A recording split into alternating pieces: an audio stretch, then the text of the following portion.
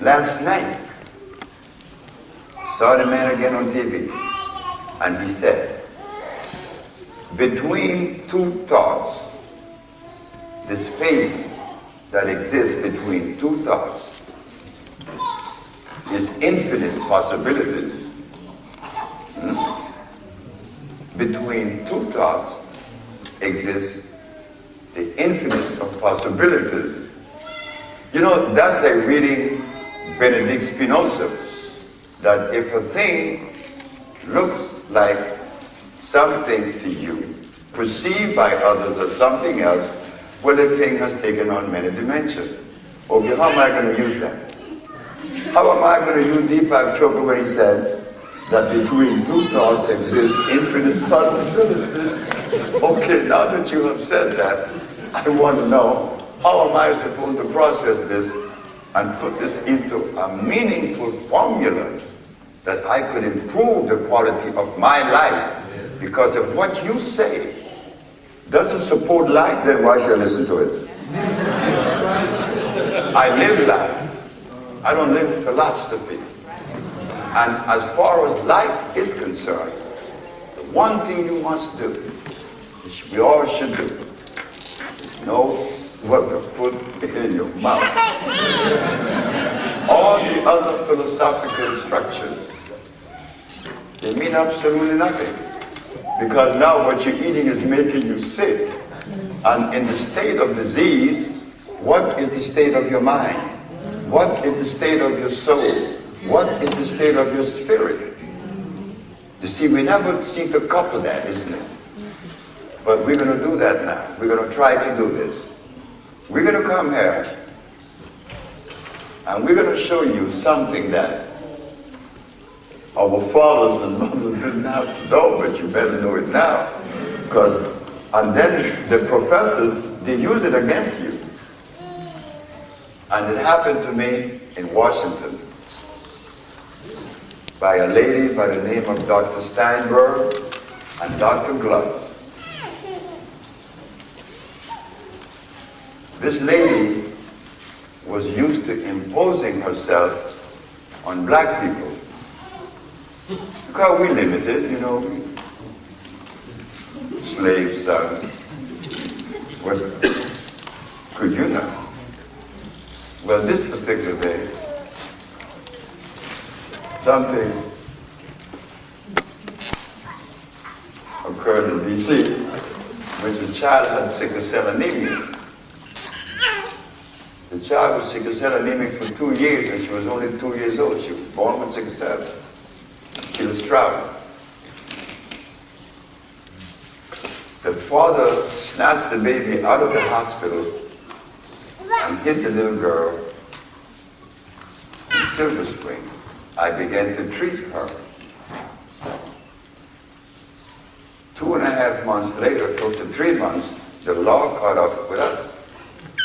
The police came and picked me up at 2010 Kendall Street Northeast, D.C., the community warehouse. And they got the father and the mother. Now we find ourselves in a hospital. Dr. Steinberg, upon noticing that in the 3 months that I was treating the child, I made a log of everything she ate. She noticed this one particular thing. I didn't give her killer protein. Boy, did she jump on it. I noticed here that you didn't give her killer protein. Protein? She said, yes. I said, Dr. Steinberg,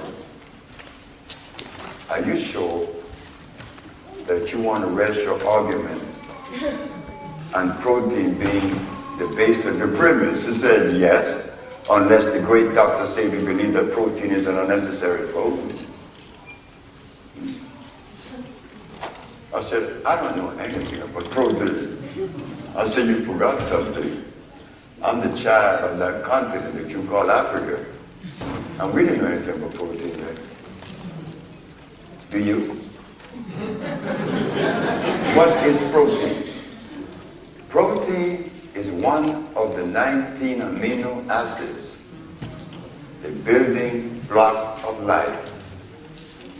said, Dr. Steinberg, that is the response that I get from everyone. That protein is one of the 19 amino acids. But the body needs acid. What could the body do with acids? The body is composed of 102 minerals, not one acid. The body is alkaline. The body is carbon-based.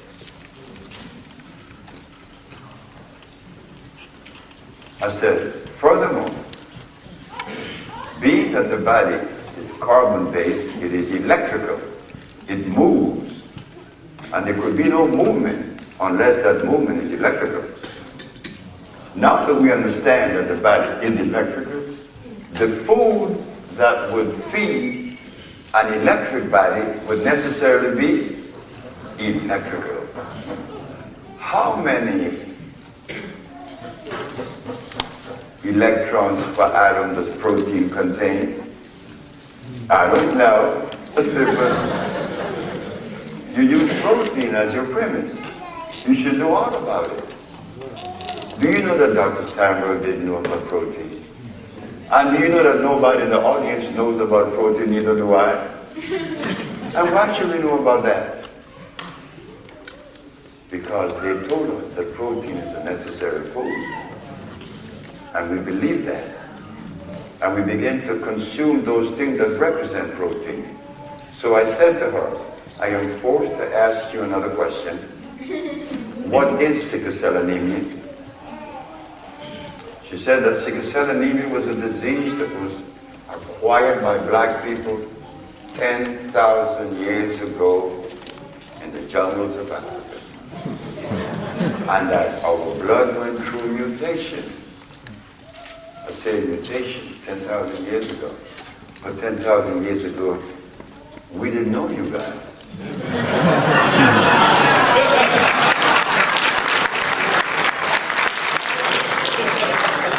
You were never in our environment 10,000 years ago. But you said that our blood went through mutation, that's the cause of sickle cell anemia. Dr. Steinberg from the Georgetown Pediatric Hospital in Washington told me that. Not the newspaper wasn't around to hear what this woman who's supposed to be a professional woman is regurgitating. So I said, what is sickle cell? Mutation. I said, but I have a brother that goes around the world and he preaches things and he says things in reference to food and nutrition. His name is Dick Gregory. He said at Camden Hall that God gave us sickle cell to fight malaria. Well, since I know for a fact that God didn't tell Dick Gregory that, he must have gotten that statement from your brother. And the statement that you're giving me is also from your brother. And there are two conflicting statements. One says God, you says mutation. I'm confused. I say it's neither God nor mutation. It's the deprivation of iron. Iron fluoride, vegetable iron. Ever since we were removed from the diet that was designed for us, in the jungles, as they call it, our body has been deteriorating 500 years ago. Here we are. We're eating food, we call it. Sure, we eat food, but are we being nourished? You see, there is a difference with food and nutrition. Food electrifies the body. Nutrition drags you down. I mean, food drags you down. Nutrition builds you up. Here it is. This is what our parents didn't know and didn't have to know. That is number 7. You see, we live in a mechanical world now. And they have made mechanical everything. Everything we eat in a supermarket is mechanically made. Our stuff is naturally made. So we expect to get from it food. We want to be nourished. But you eat, and you eat some more, and your body's telling you better eat some more because I'm hungry. What we didn't know is that we weren't feeding the body, we were feeding our stomach. The 7 represent pH. pH means what? It is the concentration of hydrogen.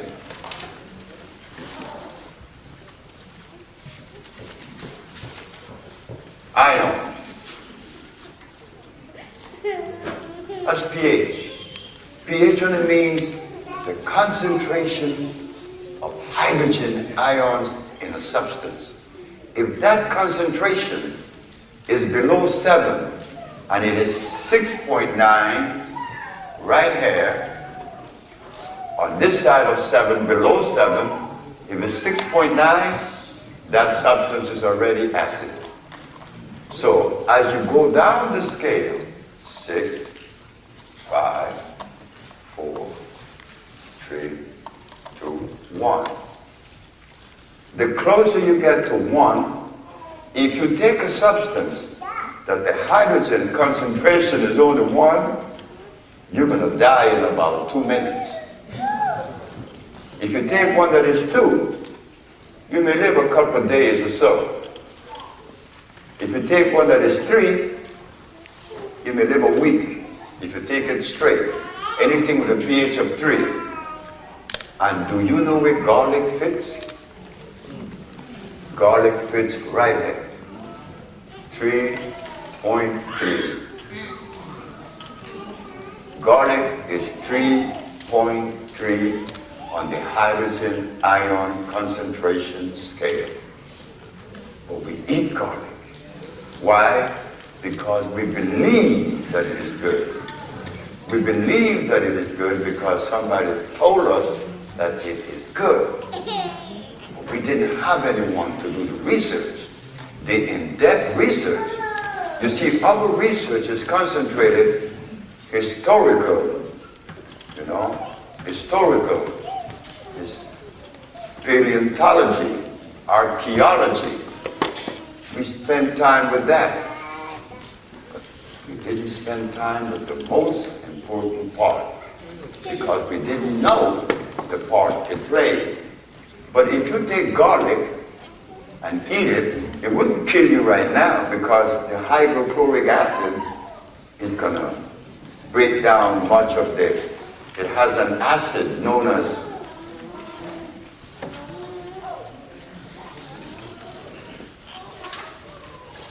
the oxide of allyl, A-L-L-Y-L. This is a very dangerous oxide. If you take garlic and you put it on a bullet and you shoot someone in the leg, you're going to die anyway.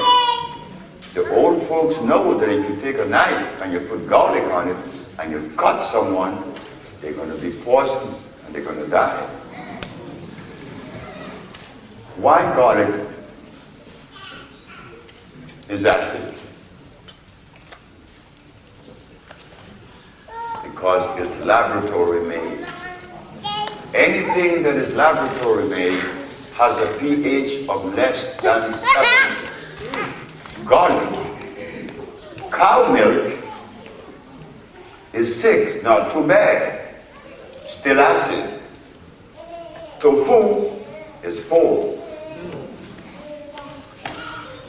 When you eat tofu, let's put cow milk here.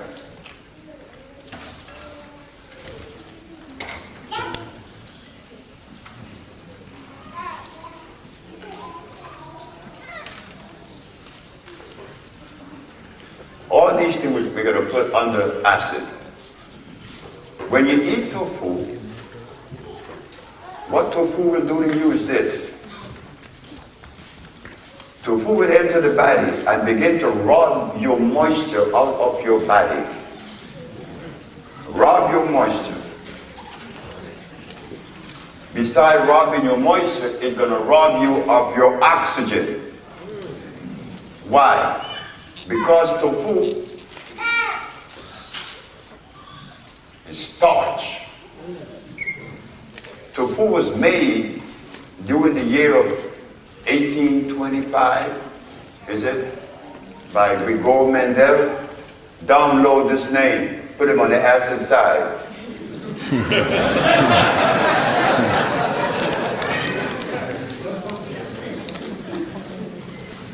Mendel.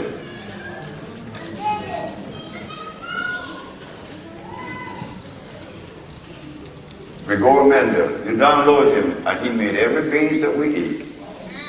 So now, as we look at this tofu business, we find that it is so acid that Mr. Eddie Murphy,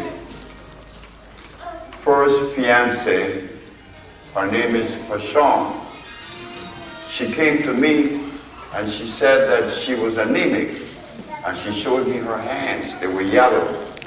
I gave her Maya, I doubled, I tripled, my hands are still yellow.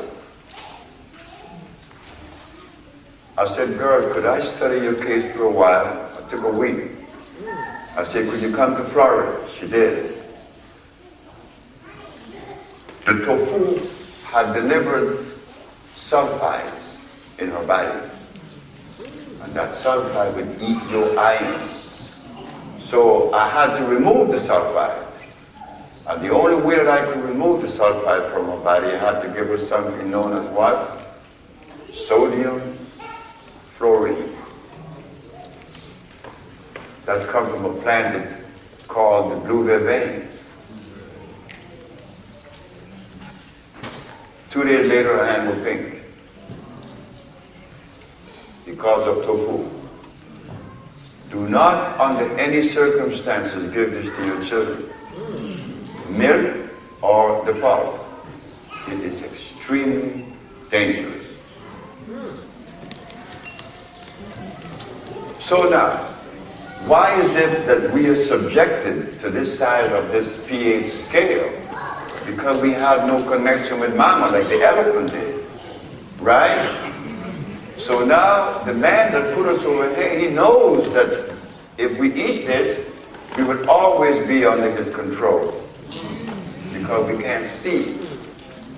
It's like putting diesel in a gasoline car. It's not going to run too far. So, why did this happen? Why didn't he continue, why did the man that brought us over here didn't eat this? Which is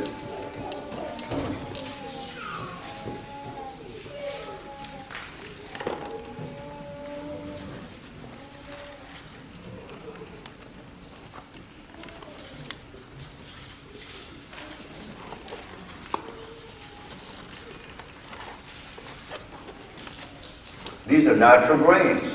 Amaranth, teff, wholemeal, quinoa,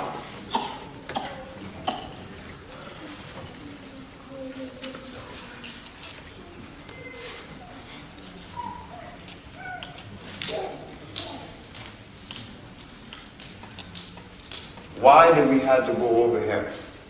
What reason?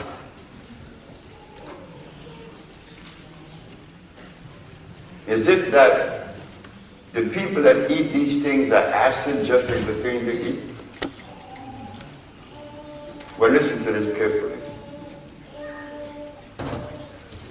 There is a book written by Mr. Pablo Arriola, isn't it? How to Get Well. In page 190, he states that if your ancestors are European, your body is programmed to digest milk properly. But if your ancestors are African, your body is not so programmed to digest milk. So he's telling us there is a difference, and we have to be careful, because that difference plays havoc on your life. It does things to the family. It divides you. You think it divides you from your wife? No, no, no, no. It divides you from this. It divides you from this. You're thirsty. I mean, you are thirsty. You want to drink water. And you have to drink this water. But from your hands to this bottle, you're suffering with rheumatoid arthritis. Pick it up. You can't. Telling us that we are divided within ourselves. Why? I have rheumatoid arthritis. I can't pick it up because my fingers are hurting me. Now, what are the chances between you and your loved one? If the chances of you dividing is so easy in yourself, but the chances with you and another is greater. You see? Why? Because we've been eating this.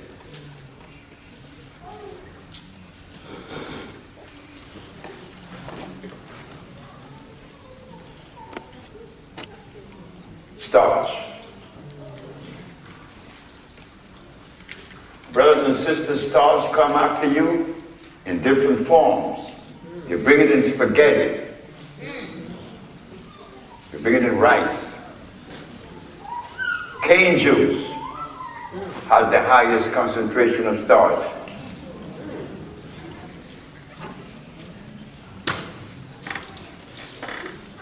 What starch does to the body? It clogs the body. It obstructs.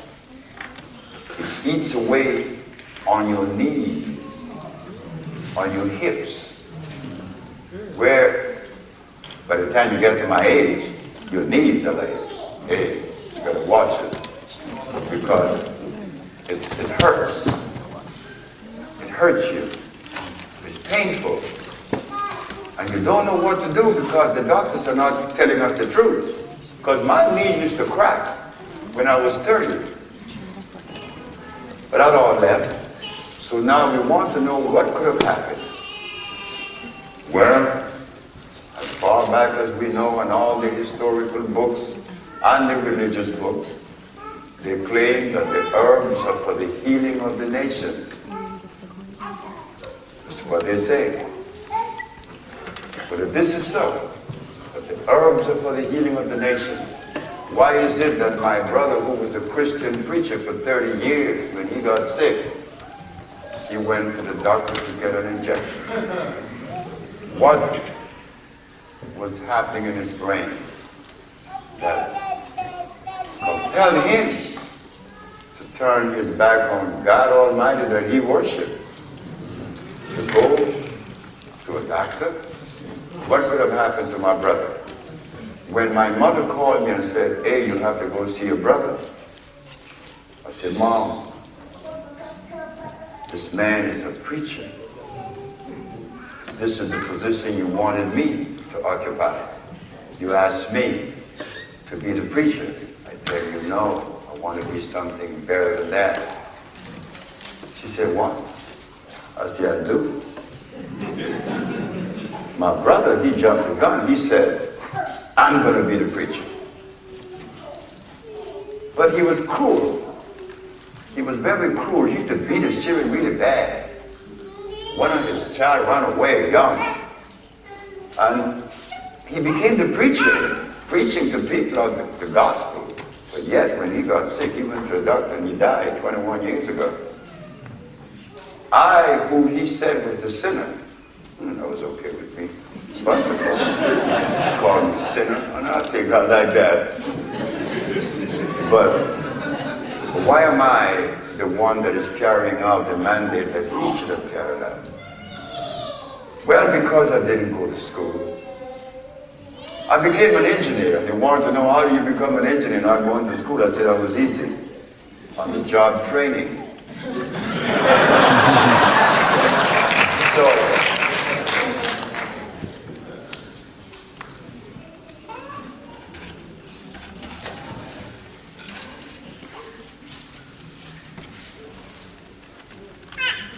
So now that we know that the pH scale showed that anything above 7 is alkali, right?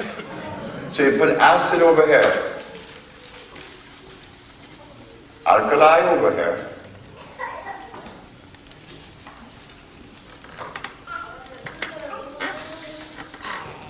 Alkalinity represents electricity. The body is electrical. You cannot heal anyone unless you raise the resonance in the body to vibrate, to fight the disease. You want energy, you want strength. Chemical doesn't bring energy or strength. That can only be obtained from a plant that is natural. But since in our world they give us peppermint over here.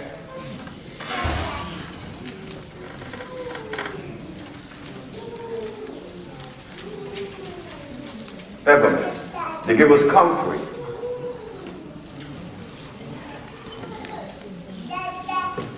They give us aloe vera.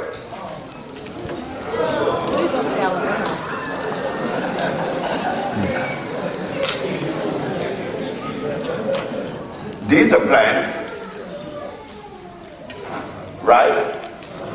They are plants. Well, what's the difference with these plants and this one?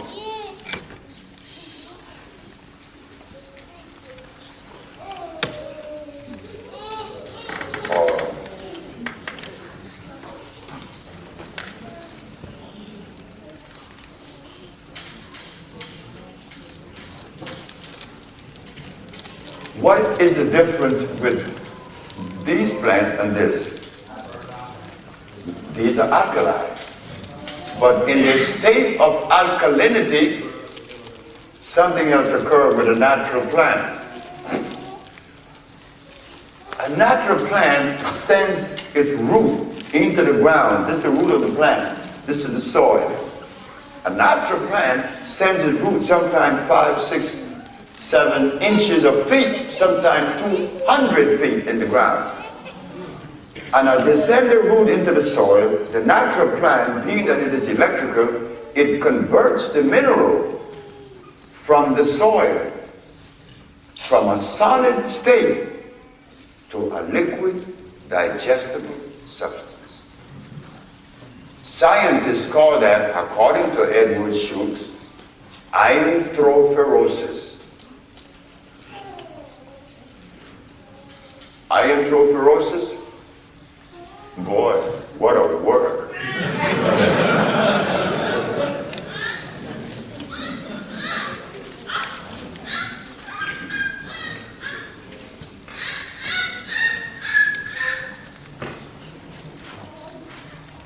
There's your guide.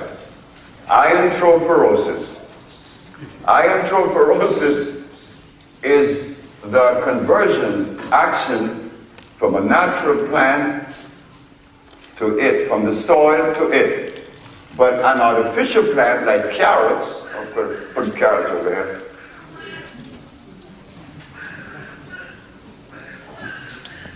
Carrot or any one of these plants, they do not send their root into the ground 4 and 5 feet, 2 inches only. Why? Because they cannot convert the minerals from the soil into their body and electrify you, because they are made in a laboratory. You know, it's like a paper bag that is made of paper, and you throw it on the ground, it rains, the sun, it rains, the sun, it recycles again. But if you throw plastic, it stays there for 1,000,000 years because it's made of starch. Nature doesn't receive what it didn't make. Nature only received into her bowels that which she made. So now we should begin to ask the question. If we were not eating from this side, what state are we in?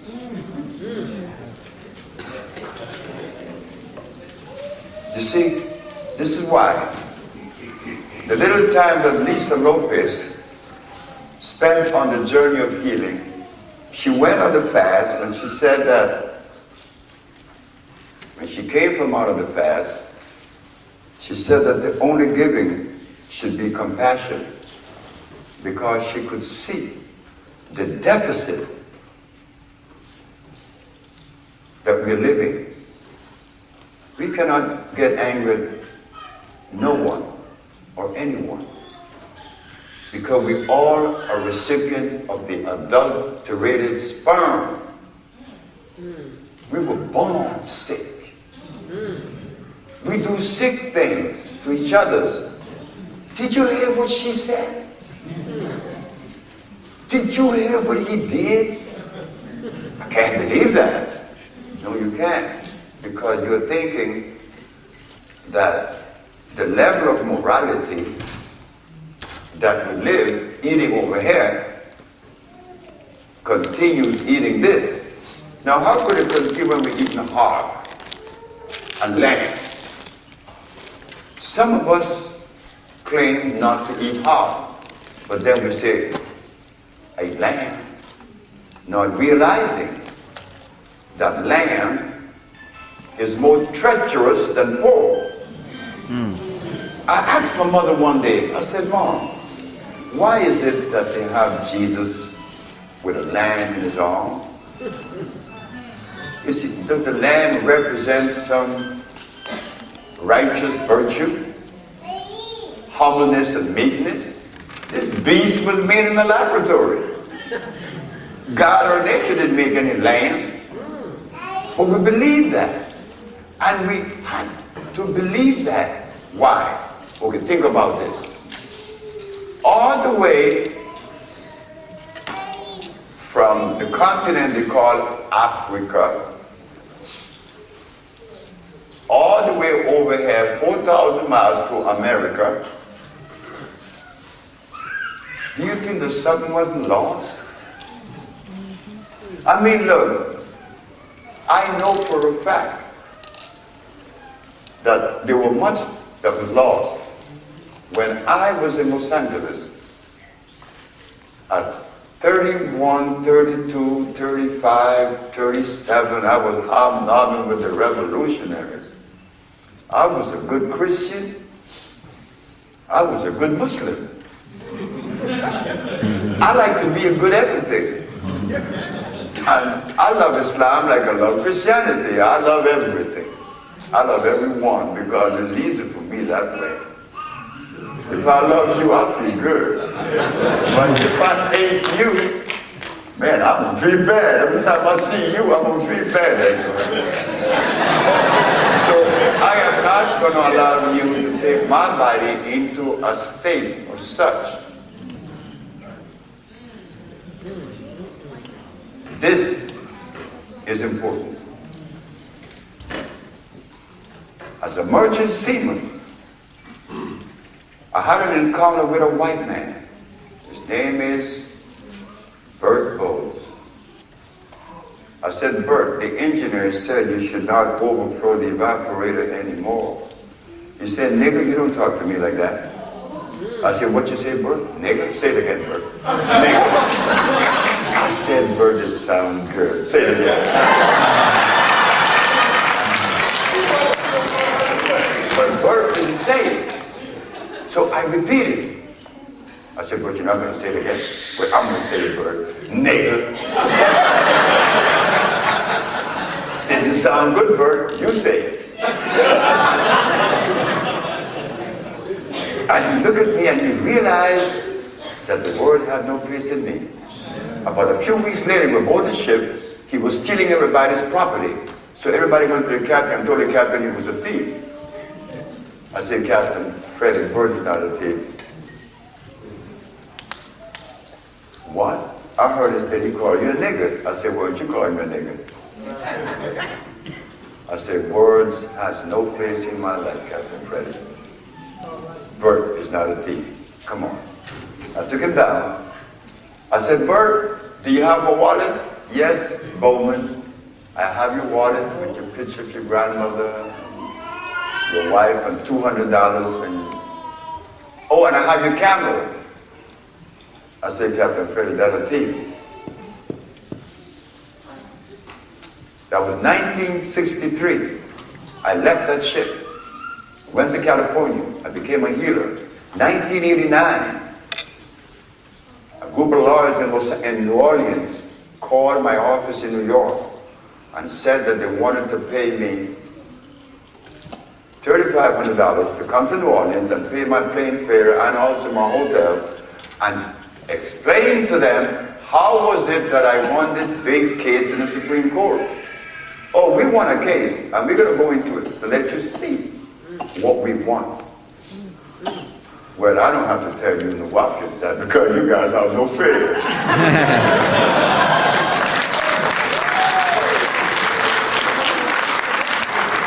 That was what I got from Melvina and Denise.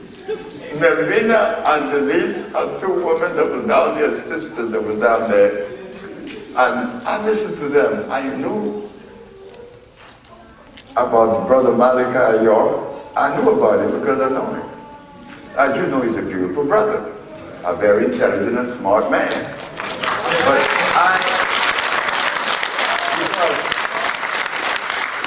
I don't join. I don't like to join things because they're too, something about them restrictive and it's, I don't know, I was uncomfortable.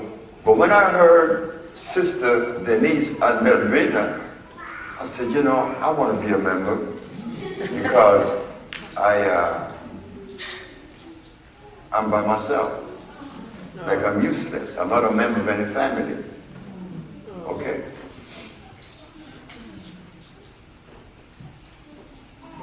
I went back to New Orleans where I shipped out and I told my wife then, I want to go to the Union Hall because I used to be a seaman. When I went there, I saw much of the seamen, many of them, and who did I see? When I'm walking back to the automobile, a dirty, dirty, dirty white man is coming towards me, so I stepped out of his way and I kept on walking. Then I heard, Bowman! And I turned back. He said, this is Bird. This is Bird. You're my only friend. And he's crying out, you're my only friend. The man that called me a nigger is saying I was his only friend. But there was something that's gonna come out this white man's mouth. And I don't know how he would have figured this one out or fathomed this or whatever. He said, I knew I'd see you one day and that you're gonna come and heal me. I wasn't a healer when I was a merchant seaman, but I got Bert to be cured and his family.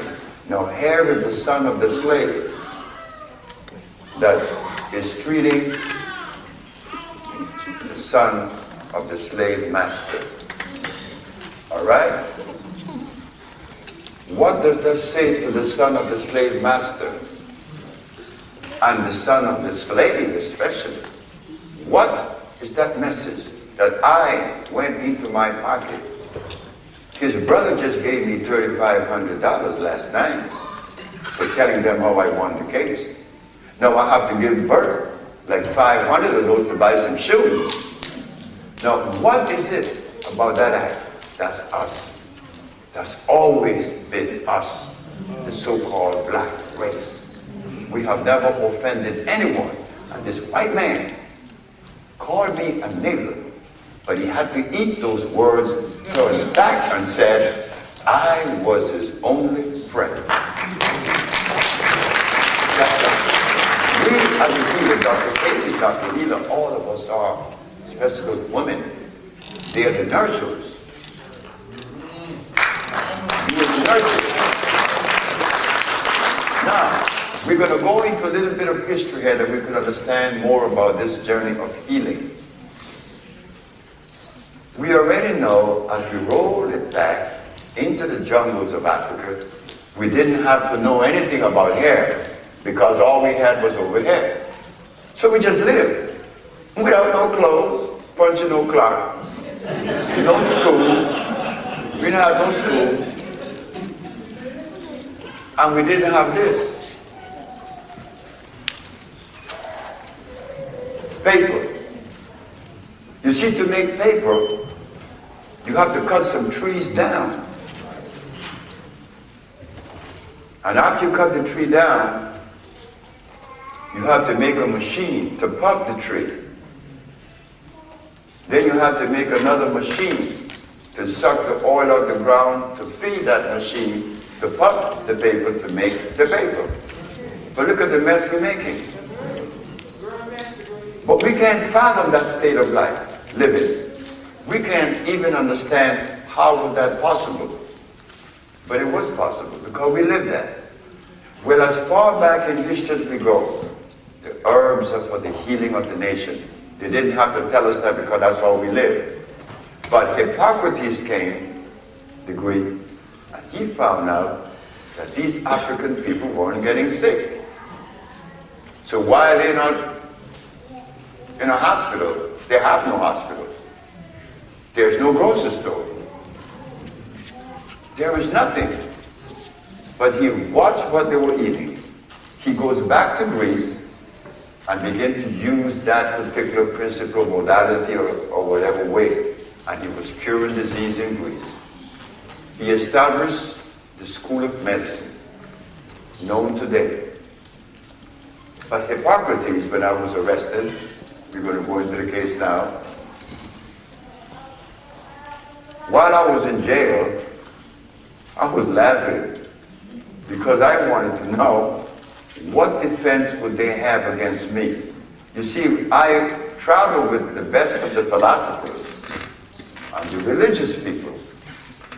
I was never too inclined with that, but I was inclined to pursue because of the energies of life navigating me to this point. But I like it. But I didn't want to be it because I'm vulgar, I'm loose, I have no discipline, I'm lazy. So all these things is me.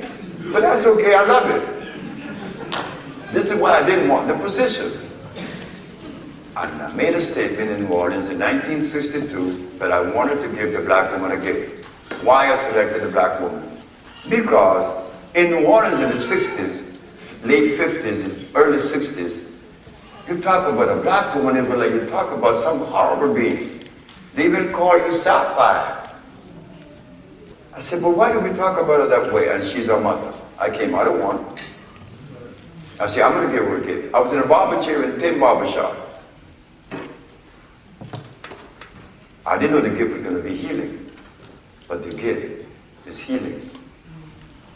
And what the woman has done in healing, I've never done. So I know that you all have the capacity because you all are the nurturers. Healing requires nurturing, right? Okay. So now Hippocrates used herbs. And if we go to science, science shows us that the only substance that could assimilate is a carbon-based substance. That's a natural plant.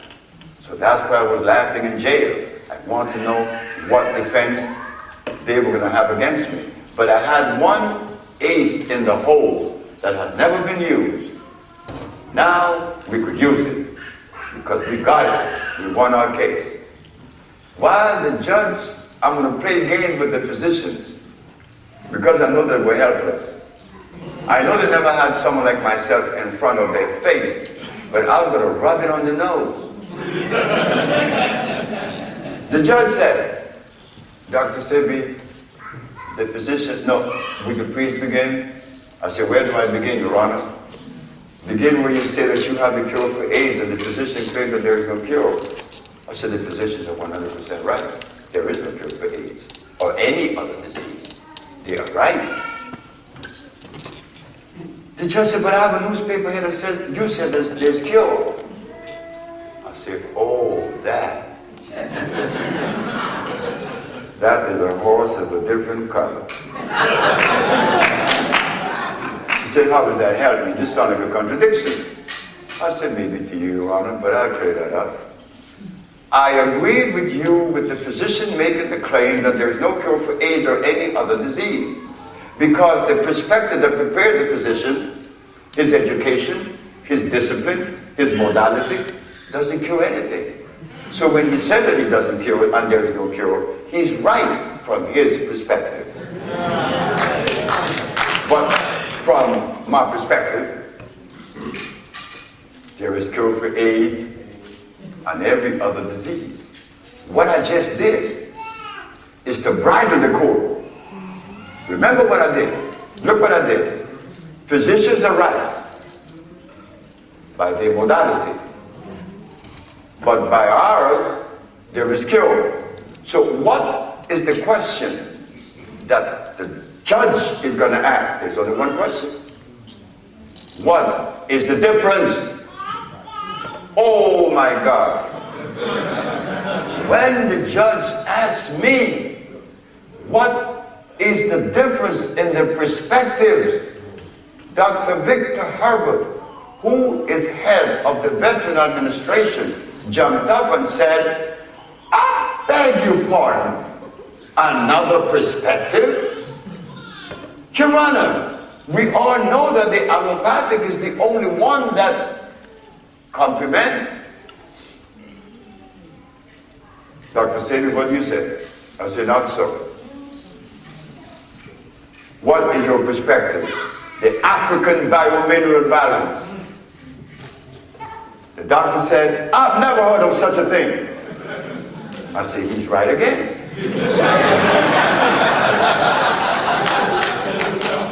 You have never heard of the African biomineral balance. But we have to remind the good doctor that he have not heard of a whole lot of things, and the African biobalance only happened to be one of them. What is the African biobalance opposed to the allopathic? The allopathic uses chemicals. The African biomineral balance, not so. We use a vegetable. Why? The body is carbon-based. So we differ in substance used, but we also differ how we perceive disease. The allopathic claim that you have multiple disease. When you have pneumonia, you have AIDS, you have diabetes, you have 3 different diseases. Not so. There's only one disease. The doctor jumped back up and said, I told you this man is unscientific and ignorant. He said that. I said, Your Honor, he's right. I'm unscientific. But if we have to use science as the measure or barometer to reverse disease, science already had 500 years. They have not cured one. So what do we find in the African biomineral balance? It has reduced disease to one common denominator, mucus. And we proceed to remove the mucus from the system by using an electric cell phone, natural plant from the forest. Upon doing so, we nourish the part that was aggravated most. Like if you come to me with cancer of the bones, well, I don't have to put too much emphasis on the blood or the brain. It's on the calcium of the bone, right? But if you come to me with sickle cell, I'm going to clean the body, putting emphasis on the blood. But if you come to me insane, I'm going to clean the body and put emphasis on the brain. That is what we do. An intracellular chelation. That is the African approach to pathology. Opposed to the European, which is the allopathic, is multiple disease. So you see, the FDA now jumped in because the FDA saw we were getting the advantage. We are not going to allow this man to practice or to sell his compounds because we don't know what's in them. The judge said, well, let me see. So he goes through my record. He said, well, this man doesn't show signs of recalls. On the other hand, your physician, there's always a recall. So what I think we need to do here is this. You're gonna have to raise your level of understanding of herbs to his, not he drop down to yours. Dr. Sebi, you could use whatever herb you find fit in your repertoire.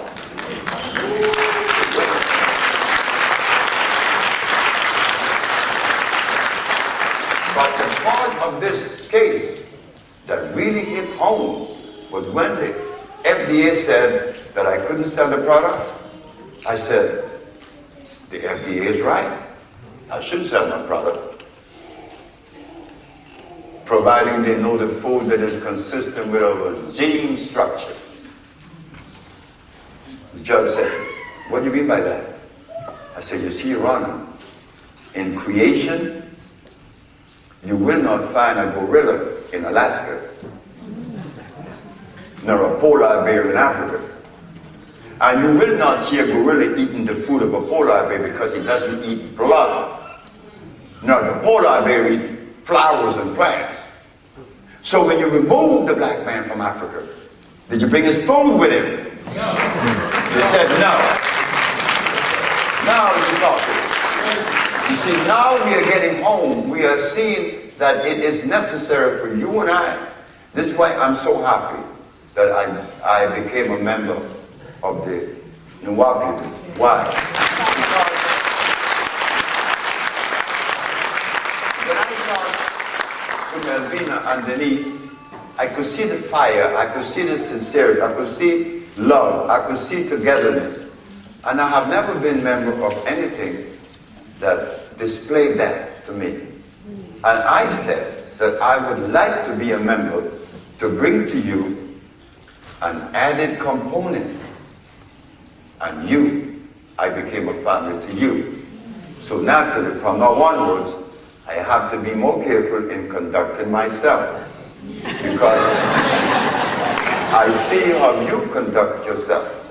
And I admire all of you that I've met. I heard of you for years. But I was traveling to Africa, South America.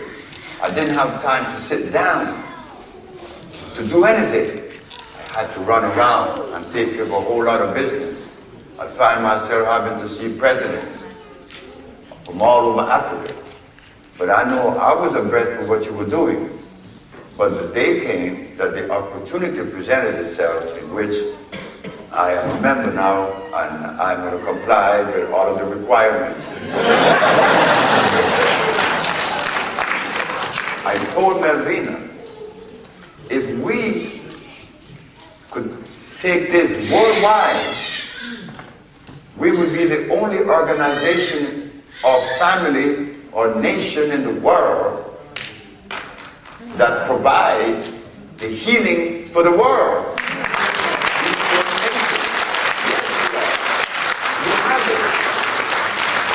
And we don't have to be angry with people, you know, hey, we got the goodies here. You have to behave yourself now because they cannot go around saying that there's no cure for AIDS. Now we're going to come to that part. AIDS. We said there's only one disease. Right? Well, with AIDS, where is the mucus? It's in the skin, it's in the blood, and the lymphatic system that makes up the immunological system. That's where you find the mucus. They are looking for virus. I was in the Tony Brown Journal. You know the Tony Brown Journal, right? Well, I was on there when the year after I won the case, and there was a young white man who was on the panel. He said, well, I can't make a statement such as curing AIDS or any disease. I said, you're right, because you haven't, but I can. And he did not like that. What I'm seeing, that you and I now have the cure of the world in our hands, whether they like it or not. We now have to know how to project this. How to work with it, but we have it. This is what I want for us, the right to practice the medicine of our fathers, which is what? Nutrition, not medicine. Electric cell food. We want that right. We also want the right, and no one has ever taken the privilege to act on it. You know when I said that when they removed the black man from Africa, they didn't bring his food with him? Well, why can't we go to the schools now and demand that they put in the schools the food or the nutrition consistent with our children gene makeup?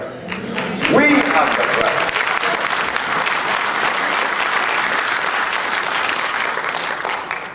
We have that right. But Senator Carson didn't do it. And I was at the Rayburn building in Capitol Hill on the year 2004. Mr. Michael Jackson going to take me to Capitol Hill because he said that he had a gift for Africa. He said, Sebi, you want to go? I'll go. Don't see why I shouldn't. When I got to Washington, boy, big crowd. I mean, Michael is famous. My son told me, and I made a mistake. I should learn to dance and move my fanny, and I make billions. You cure AIDS, they give you pennies. So I went with him, and then when I got into this building, there were all these people. They were ambassadors. There were 17 African ambassadors. Sheila Jackson Lee, when she came up to my wife, she said, chocolate people with silver hair. I said, wow, look at the description she gave. Sheila Jackson Lee from Texas, right? The Black Caucus. Then there is Mr. John Conyers from Michigan. And the 17 African ambassadors. And there was Jesse Jackson Jr. from the House of Appropriation. And there was Leonard Mohammed from the Nation of Islam. And I'm talking to them. And I gave them the proof. And do you know that the same response that I got in Africa from the president, I got it from these brothers that day.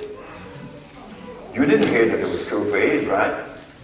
Well, how come Leonard Mohammed didn't tell Minister Farrakhan? How come Mr. Jesse Jackson Jr., who is a member of the House of Appropriation, didn't tell them that it was cure for AIDS? Because they claim that they are looking for the cure. But we have the cure. What's the problem?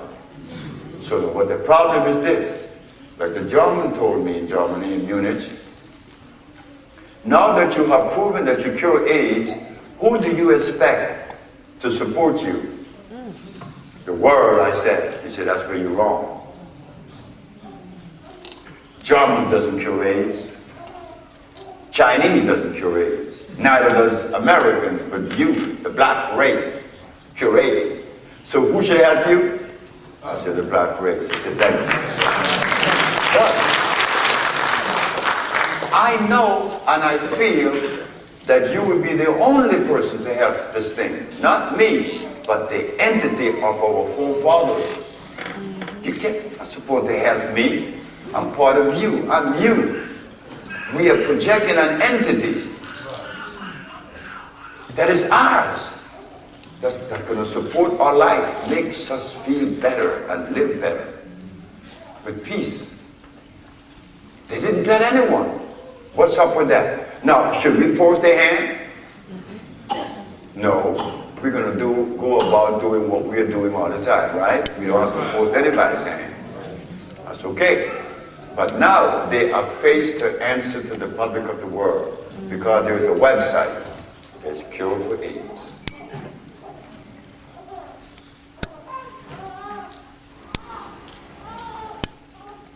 What do we do now? We just sit back and see Africa die. One ambassador came to me from Mali. He said, we need you. But that was the last I heard of it.